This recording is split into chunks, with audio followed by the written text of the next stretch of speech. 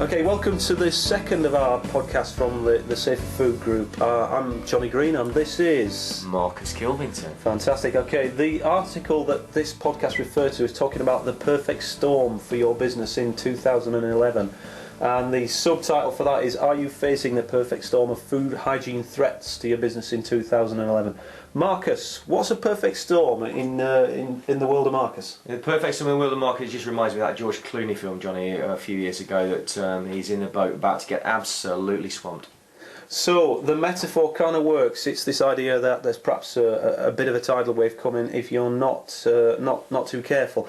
Now what we've done is we've identified 6 factors that might combine to create some problems in 2011. So forewarned is forearmed, is that the expression? It is, and the first one is Freedom of Information Act, which came out in 2005. And what that now means is that the general public, anybody, any customer can visit your business, can look at exactly what score you've got now, which means everything's very open and very transparent. Yeah, this is a biggie really. This is the laws affecting information that's held by council, traditionally stuff that is kept secret, including how you're performing in your EHO inspections. The public now has a legal right of access to, and further than that, there's now a website available where they can actually come and check out how you're actually performing. So we'll come on to that in a second. Second factor then for the perfect storm is the Food Hygiene Regulations Act. Now this is an interesting one because it actually came out in 2006, yet we're including it for 2011 this year because we think it's going to be pretty big. Why is that, Marcus? It's going to be pretty big because if you've not got one, things are going to start looking a little bit more cloudy for you. And a lot of businesses had free government packs when it first came out, the first year or two. A lot of bigger businesses, maybe you've got a consultant in, set it up for them, and maybe even employ people.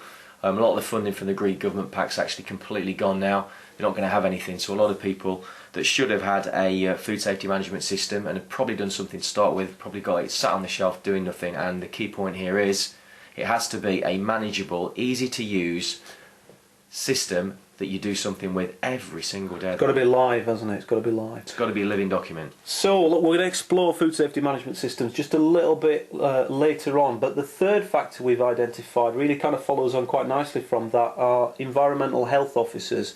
They're on a bit of a mission this year, aren't they? Bit of a mission, yeah. Well, they're on a bit of a mission because the Olympics is coming up in 2012. That isn't the only mission, but the reason that they're really on a big mission is the fact that food poisoning is increasing still in the United Kingdom.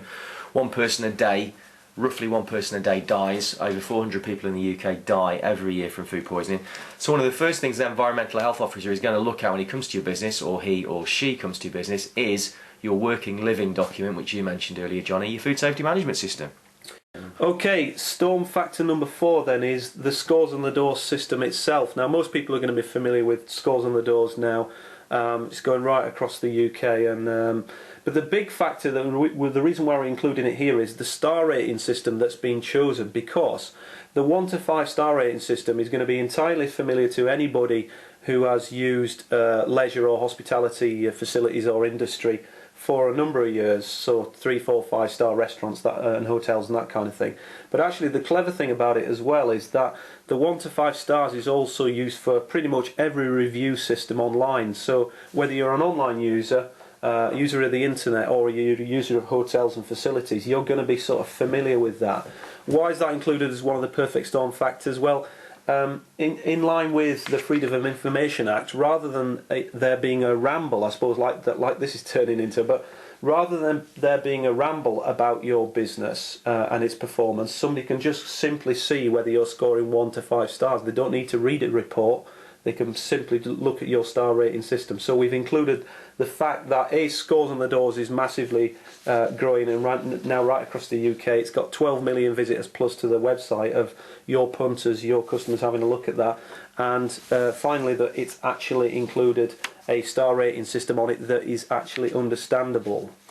Okay, this one moves us on to ingredient number 5, perfect storm ingredient number 5. This is a big interest in Marcus's now, so I'll let him have a few seconds about smartphones and the internet. A big interest, yeah, and just following on from Johnny talking about Scores on the Doors, you're going to get yourself absolutely soaked if you're not 4 or 5 stars, particularly 5 stars in the next year or so.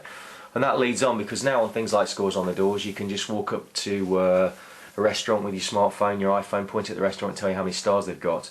So the internet, again, massive thing, because things like Facebook and Twitter now just means that your customers very quickly can find out about you, where you are, and actually if you've got an offer or something on like tonight, they can actually use that and be able to use it and go straight into your restaurant. So massive future potential for things like the internet.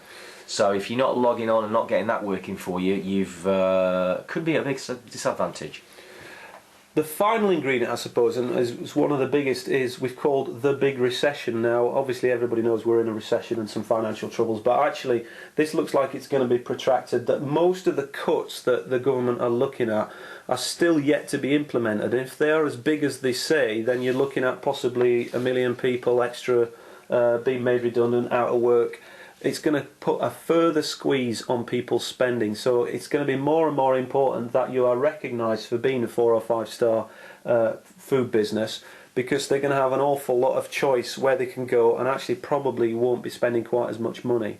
So in a nutshell, looking at it simplistically, I like this idea of a formula. What you've got is the potential for you being complacent, plus a recent change in the law, plus more enforcement from EHOs, plus the scores on the doors rating system, making it much easier and recognisable whether or not you are running a clean and safe business, combined with the recession. If you add all those things up together, they could equal danger. Now, that's the scary bit. There's a solution. Marcus, where are we going with all of this?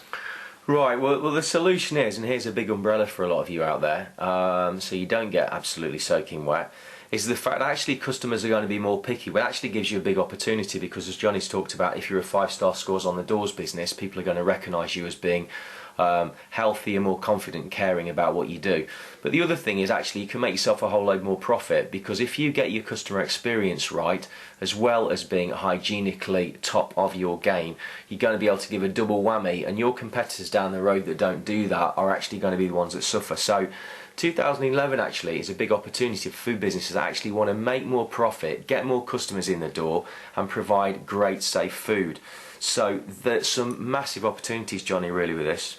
So what we're looking at here really is, just starting to summarise this, is it's very important that you're going to hit 4 or 5 stars in the scores on the doors, because people are going to be increasingly taking an interest in scores on the doors. But wider than that, it allows you a PR opportunity, it allows you a way of, marketing speak, differentiate yourself from the other restaurants that are out there, so you can kind of stand out through it.